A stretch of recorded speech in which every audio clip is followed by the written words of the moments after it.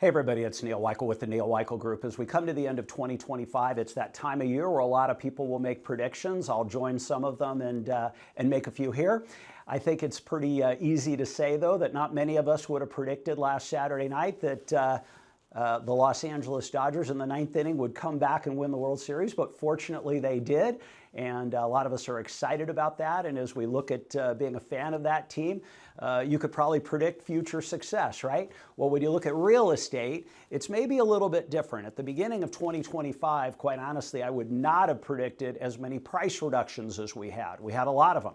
I would not have predicted that homes would take as long to sell as they did. It didn't matter how great the agent was. They took a lot longer to sell. And this was a nationwide thing, not just a Southern California thing.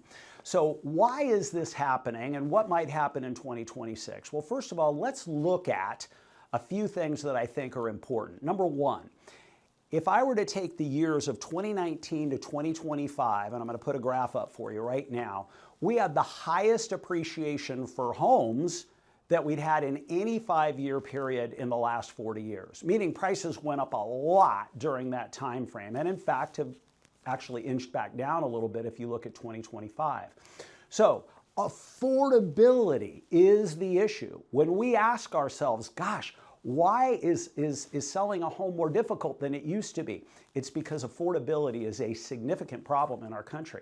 Here's something else that's happened, okay? Interest rates have gone up from a bottom almost 3 times what they were in 20 and 21, right? No more do you hear 2.5% or 3%. At the beginning of this year, we actually hit 8%. And now, fortunately, we're back down to 6, but it's still not moving the needle, right? So when we talk about what might happen in 2026, we have to look at the fundamental problem that everything is very expensive, right? Whether it's the cost of money, the cost of homes, the cost of insurance, all of it.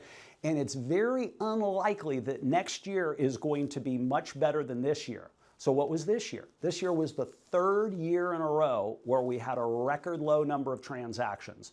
Under 4 million transactions in 2025, just like 2024 and just like 2023. The reason not as many people are moving is affordability.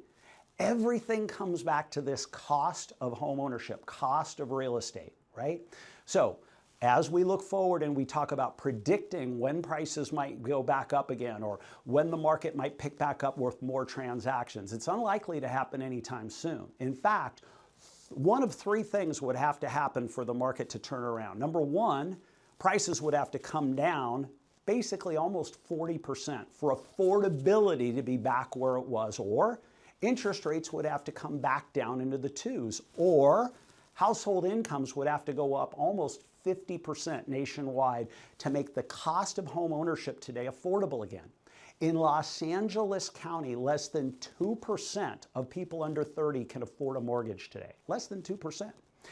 At the end of 25, the first-time buyer percentage of transactions is the lowest it's been since they started tracking it, 21%. And the age of those first-time buyers is the highest it's been, almost 40 years old.